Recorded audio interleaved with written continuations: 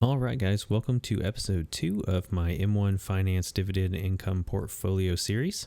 Today, I want to provide you with an update on the progress of my portfolio, as well as share with you some changes that I've made to the portfolio since my last video went up, which was about a week ago. If you haven't seen my previous video yet, I'm going to place a card in the top of the screen somewhere. I think it's the right-hand side that will link back to it for you. Before I get started, if at any point during this video you like this content, please feel free to hit that like button down below. That helps the YouTube algorithm know that this content is valuable and helps it be recommended to other people. Also, if you have any questions for me, definitely please leave those in the comments down below as well. All right, so as you can see, my current balance in my M1 Finance Dividend Income Portfolio is $251.52. If I go into the Activity tab, you can see that since my previous video, I've had a couple more deposits.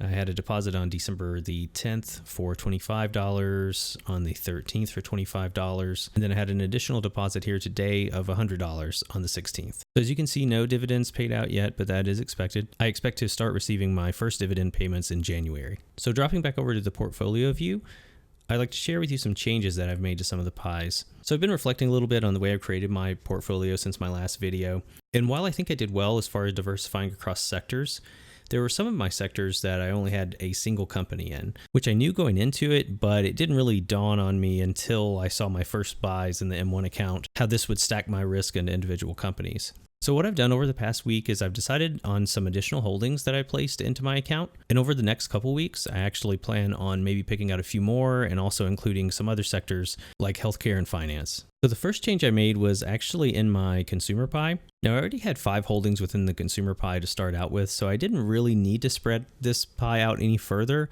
However, I was looking into a new stock, Carnival Cruise Lines, ticker symbol CCL for Carnival Corporation. This stock actually is pretty strong to me from a dividend perspective. So while Carnival Corporation has experienced some headwinds lately with the whole Brexit debacle going on in the UK, I do think it's pretty strong from a dividend perspective.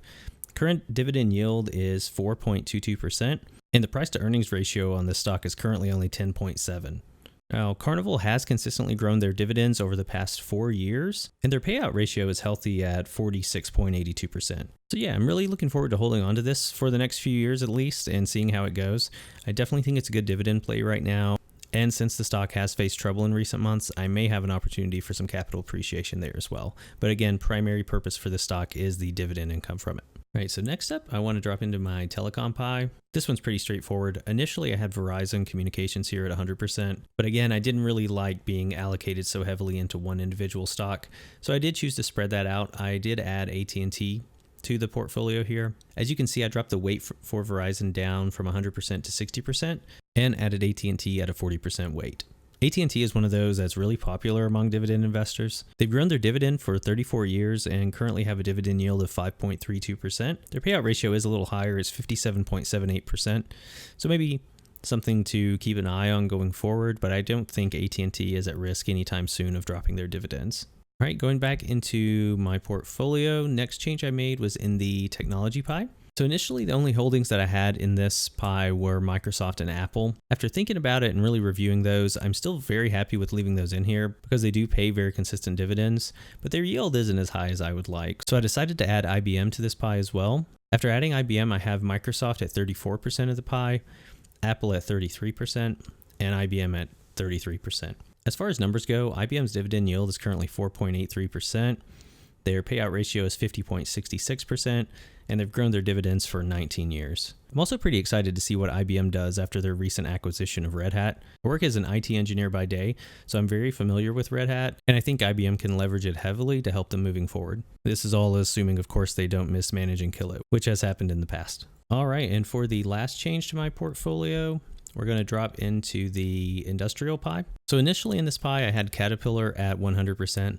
Since then, I have decided to add 3M into this. Again, 3M is super popular among dividend investors for a good reason. They have grown their dividend consistently for 60 years, and their dividend yield is currently 3.42%. That said, their payout ratio is a little high. It's currently 63.54%, but I don't currently have any concerns around 3M dropping their dividend. All right, guys, and that's it. That's the changes that I've made to my portfolio as well as my progress of how I'm going. Again, I'm fully aware 251 is not a huge amount of money here, but I'm thinking of this more as kind of the turtle in the hare situation. This portfolio isn't all about explosive growth or growing super quickly. It's about creating a consistent stream of dividend income from these dividend-paying stocks in order to create a passive income for myself and my family. So let me know what you think about the new holdings I added in the comments below. Also, let me know what are some of your favorite holdings in the healthcare and finance space. As I said before, I'll be looking to add those to my pie here in the future to further diversify me across different sectors. Thank you so much for watching. Again, if you enjoyed this content, please do think about hitting that subscribe button down below and hitting the bell icon. That way you know when I post updates in the future. And that's it for me, guys. See you next time.